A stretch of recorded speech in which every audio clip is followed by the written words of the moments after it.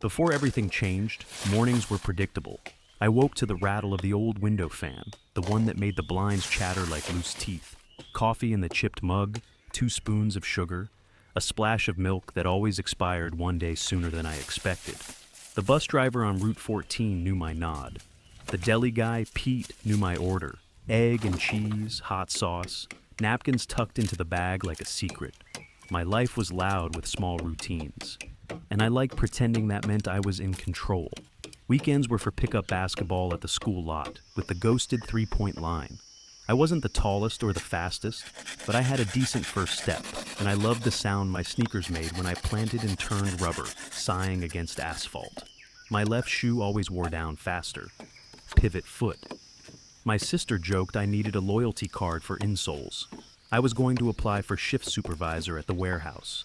I had a date planned for Friday at the Thai place with the sticky tables and the bright orange chairs. The day it happened wasn't stormy or dramatic. It was bright, clean, almost cheerful. I had spilled coffee on my shirt and changed, which felt like the most important decision I would make. I tied my laces too tight because I always tied them too tight. Work was a parade of pallets and scanners and beeping doors. I remember swapping jokes with Luis near the loading dock, his laugh bouncing off the concrete. I remember thinking about the new sneakers still in the box under my bed. Neon stripes, the exact shade of green I'd wanted for months. The sound came first, a crunch that didn't belong to the world. Then the drop, the slam, the way light becomes a curtain. For a second I thought the building itself had coughed. I don't remember the exact angle of the forklift or the geometry of weight and metal. I remember the smell, hot rubber, oil, something sharp and clean like a new penny. I remember the weirdness of pain, how it can be both everywhere and nowhere, like static on a detuned radio. Someone shouted my name. Someone else said, "Stay with me, man." The concrete was very close to my face, and there was dust in my mouth. I tried to turn my head and felt the world slide. After that, quick snapshots, out of order. A paramedic with a freckle on her cheek telling me to squeeze her hand. A siren trying to race my heartbeat and losing. Ceiling tiles drifting overhead like slow clouds as they push me through a hallway. I told someone, I have new shoes at home, like that would explain something important about who I was. When I surfaced again, time had melted and pooled in the corners of the room. The clock ticked like it was chewing. The air smelled like antiseptic and lemon. The light had the flat kindness of late afternoon. A nurse in floral scrubs asked if I knew my name. I said it, and it sounded borrowed. She asked if I knew where I was. "Hospital," I said, and the word stuck to the roof of my mouth. "You're safe," she said. "Your mom is on her way." I didn't know who had called her. I didn't know how many hours had crumpled. A doctor with soft eyes and careful words explained what I already felt without knowing. There had been internal bleeding. There had been damage. They had done everything they could. When he said the word amputation, it floated in the air, and I watched it like a balloon I forgot to tie to my wrist. He kept speaking, measured, precise, ethical syllables. Necessary, life-saving, below the knee. I nodded at the right times. I wanted to ask if he liked basketball. I wanted to ask if he ever tied his laces too tight. People showed up like weather systems. My mom arrived with her grief zipped up tight, the way she always carried heavy bags. No complaint, just a grunt and a nod. She smoothed my hair with a hand that had packed my lunches and slapped the back of my head when I said something fresh. My sister came later with a stack of magazines and a voice too bright. Luis called, crying into the phone, and I told him, "Hey, it's okay, I'm okay," as if reassuring him would make it true. In the pauses between visitors, the room hummed, machines counting me. I didn't look under the blanket. I kept my eyes on the window, on the rectangle of sky, on the fan vent, on the TV that played silent weather maps. I became an expert at not looking. The nurses changed dressing and checked lines and asked about pain. Pain was a number I could move up or down with my mouth. 6, I'd say, and feel guilty for making it higher. A tech pushed a cart that squeaked, and it drove me crazy until I realized the squeak meant I was still here, in a world that had squeaky carts. At night, the hospital grew different. The halls thinned. The lights dimmed to a kind of polite glow. I lay awake and negotiated with a foot that wasn't there. Toes that itched like they were trapped in a sock. Phantom, they called it. I laughed once, a short, breathy sound that startled me. I imagine my left shoe in the box under my bed, the paper still crisp, the smell of new rubber that used to mean possibility. I thought about the first time my dad taught me to lace sneakers the right way, the bunny ears and the crossover, his big hands guiding mine. Grief is weird. No one tells you how to grieve a part of yourself. There's no casserole for that. People texted praying hands and hearts. A cousin wrote, "You're a warrior." And I wanted to throw the phone, but my arm felt heavy and obedient. I told the nurse I was tired, and she dimmed the lights further, and I fell asleep for 10 minutes that felt like 2 hours, and woke up to the same fan, the same lemon antiseptic, the same blanket pulled over the same unanswered question. The physical therapist visited with a clipboard and a gentle smile, and words like mobility plan and goals. She asked what I liked to do. I said, run. And then I said nothing for a long time. She didn't rush into the silence. She talked about breathing, about sitting up without getting dizzy, about the first time standing. Standing as an event, a ceremony. "We'll go slow," she said. "We'll go together." I nodded and stared at my hand-scuffed knuckles, a small scar by my thumb where a screwdriver slipped last year, proof that my body was a history book. When my mom left for the night, she kissed my forehead and told me to rest. "We'll handle things," she said, which meant bills and rides and 1,000 tiny logistics I couldn't even name yet. After she left, the room felt bigger, and I could hear other people's machines, other breaths, a cough, a TV laugh track in a faraway room that made everything feel surreal. I thought about Friday's date, about sending a text I didn't know how to write. I thought about work forms and insurance and boxes on lines I didn't want to fill. I reached down once because not looking forever isn't possible. My fingers hovered at the edge of the blanket, feeling the weight of the decision in my hand. I stopped, not yet. I whispered it out loud to see if it sounded like a plan. Not yet. The word landed and stayed. I closed my eyes and pictured the school lot, the faded three-point arc, the way the ball felt warm from the sun. I pictured myself at the free throw line, knee bent, wrists soft. I held the ball and didn't shoot. The nurse came in to check my vitals and asked if I needed anything. "Water," I said, because saying water is easy, and she brought a little cup with a bendy straw, and I took 2 sips that tasted like steel and plastic in relief. "Try to sleep," she said. I promised I would and knew I was lying. The clock chewed another minute. The fan hummed its tired lullaby. Somewhere, a door clicked shut. Somewhere, the elevator sighed. I set the cup down carefully, like it could be the first thing I did right in this new geography. Here is what I know. There is a line between the before and the after, and it is not straight. It's jagged and smudged, and sometimes it doubles back. But it exists. I could feel it under my palm, a thin seam where the world had been sewn back together with different thread. I didn't look. I lay still and counted the breaths, in and out. The simplest math. I let the machines keep time. I let the night do what nights do. I closed my eyes and listened to the world continue without asking my permission. The first week blurred together like watercolor left out in the rain. Nurses came and went, each with their own rhythm. The quick ones who moved like hummingbirds. The slow ones who hummed under their breath while checking lines. I learned the sound of the rolling cart before I saw it. I learned the smell of latex gloves before I felt the pressure of a hand on my arm. I learned how to say "I'm fine" with a voice that didn't sound like me. Visitors brought balloons that bobbed in the corner, strings tied to the rail of the bed like bright prisoners.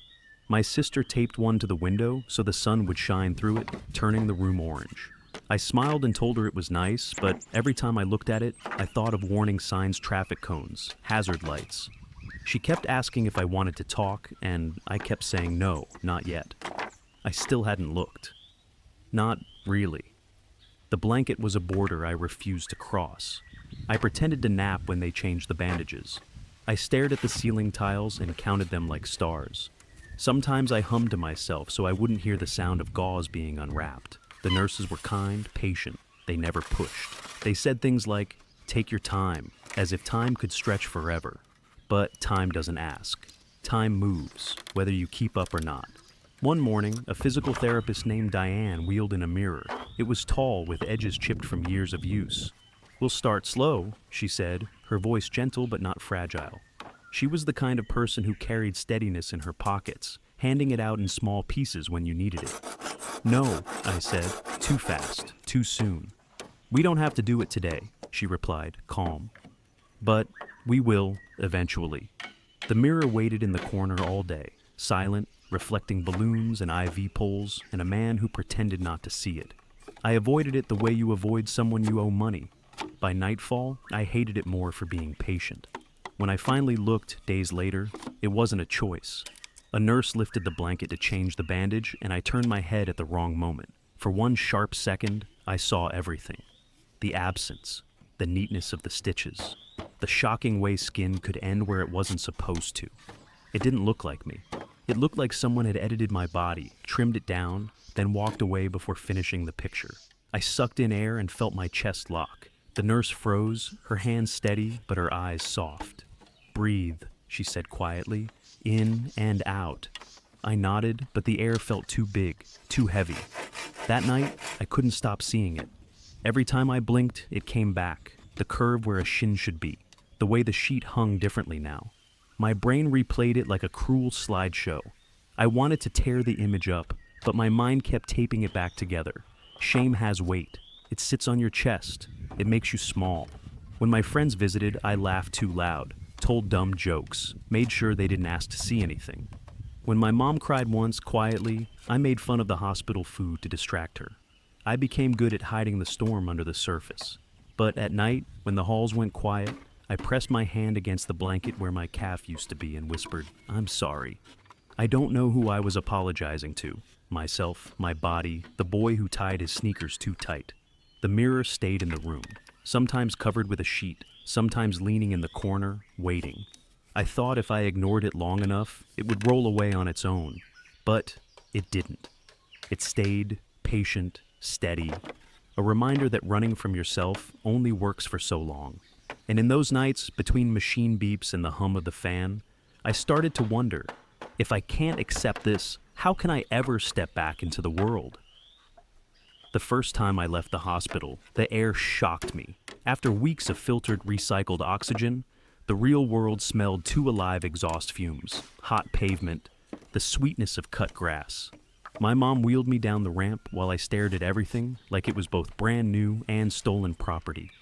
At home, the walls hadn't changed, but they looked different. The couch leaned the same way it always had. The pictures hung crooked in their usual spots. But I was no longer the same person who had left this house weeks ago. I noticed details I had ignored before, the way the floor dipped near the hallway, the chipped paint on the baseboard, the uneven rhythm of the refrigerator. Every small imperfection felt like a reminder that life never stayed whole. For the first few days, I lived like a ghost. I wheeled from room to room. I avoided the mirror in the bathroom. I slept under a blanket no matter how hot it got, as if hiding my body could hide the truth. Friends texted, some dropped by, but I kept conversations short. I laughed when I didn't feel like it. I made excuses when they wanted to stay. Then one afternoon, the sound of children's voices spilled through the open window. Our neighbors' kids were playing tag in the street. I could hear their sneakers slapping against asphalt, their shouts and laughter bouncing off car doors. I stayed at the window longer than I meant to, watching them run in wild zigzags that made no sense but felt perfectly free. That's when I saw him, Ethan, the 6-year-old from next door. He noticed me sitting there and froze mid-game. His hair stuck out in a dozen directions, his knees were dirty, and his shirt had a superhero logo half faded from too many washes. He stared at me, then broke into a sprint. Not away from me, but toward me. "Hi," he shouted, skidding to a stop near my chair. His breath came in little gasps, his cheeks flushed. He looked at me the way kids look at magic tricks, wide-eyed, unafraid. Before I could answer, before I could prepare, he asked the question that rewrote me. "Can you fly with one leg?" I blinked. "What?" He leaned forward, serious. "Like superheroes. They lose stuff, right? Arms, eyes, sometimes even their planet. But then they get powers. So, can you fly now?" For a second, I forgot how to breathe. The world tilted, not in the dizzy, broken way it had in the hospital, but in a new way, like it was showing me a different angle I had missed. I laughed, really laughed for the first time in weeks. It startled me, sharp and real. Ethan grinned, proud of himself, as if he'd told the best joke in the world. "No," I said, shaking my head. I can't fly." He frowned, disappointed, then brightened. "But you could learn, right? Maybe just jump really high first." Before I could answer, his mom called him back, and he darted away, his legs carrying him like wind. I sat there long after he disappeared, the words echoing in my chest. Can you fly with one leg? That night, I couldn't stop thinking about it. The question followed me into dreams, perched on my pillow like a whisper. Maybe he hadn't meant anything deep. He was just a kid, curious, unfiltered. But kids have a way of cutting straight through the noise. He didn't see me as broken. He saw me as someone who might have powers. The next morning, when the physical therapist came by, I surprised both of us. "Let's try," I said. She blinked. "Try what?" "Standing," I told her. "I want to stand." It wasn't graceful. It wasn't heroic. My arms trembled on the crutches, sweat soaked through my shirt, and every muscle screamed. But I stood. For the first time, I wasn't looking up at the world from a chair. I was eye level again, shaky but present. And in that moment, I remembered Ethan's face, the awe, the expectation. Maybe I couldn't fly, but I could stand. And that felt close enough. Over the next days, the question became a kind of mantra. When frustration boiled over, when I fell and cursed and wanted to quit, I heard his small voice. "Can you fly?" It didn't erase the pain, but it pushed me to try again. The world hadn't given me wings, but maybe it had given me something else, something I hadn't discovered yet. And for the first time since the accident, the thought of tomorrow didn't feel like a threat. It felt like a possibility. Standing was one thing, walking was another. The first time I tried, my arms shook so badly on the crutches I thought they might snap in half. Every step felt like balancing on the edge of a cliff, waiting to tip. My body didn't trust itself anymore. My brain sent signals and my muscles argued back. The floor seemed farther away than it had ever been. I fell, a lot. Once in the hallway, once in the kitchen, twice in the bathroom. Each fall was a reminder that gravity was patient and cruel. My mom hovered at first, gasping every time I wobbled. But I begged her to let me try alone. "If I'm going to break something," I joked, "at least it won't be the same leg." She didn't laugh, but later I caught her smiling when she thought I wasn't looking. The bruises on my arms bloomed like purple constellations. My palms grew calloused from the crutches. My shoulders ached at night. But slowly, painfully, I began to move farther. 10 steps, then 20. And then across the room without collapsing. Each distance felt like crossing a desert. Each time I reached the other side, I wanted to throw my hands in the air like I'd won a marathon. Neighbors started to notice. One afternoon, Mrs. Carter from down the block clapped as I made it to the mailbox. "Look at you go!" she cheered, waving like I'd just finished a parade. I laughed, embarrassed but proud. For once, the stares didn't sting. They felt like encouragement. I began to make jokes about it myself. At the shoe store, I told the cashier, "Buy one, get one free, right? I only need the left." The guy didn't know whether to laugh, but I did. And it felt good to control the punchline. I learned that humor could loosen the weight in people's eyes. Instead of pity, I got chuckles, and chuckles were easier to carry. The prosthetic fitting came weeks later. The first time I strapped it on, it felt like wearing someone else's limb a stranger attached to me. Heavy, stiff, mechanical. But with practice, the rhythm started to change. Step, click, step, click. Awkward at first, then smoother. My reflection in the mirror didn't look whole yet, but it didn't look broken either. It looked in progress. Training was brutal. Sweat soaked through shirts, crutches clattered to the floor, curses filled the room. My therapist, Diane, never flinched. "Again," she'd say, calm as ever. "One more time." And when I collapsed into the chair, breathing hard, she'd hand me water and remind me how far I'd come. "Remember when you couldn't even stand?" she'd ask. I did, and that memory fueled the next attempt. The world outside tested me in different ways. Stairs without ramps.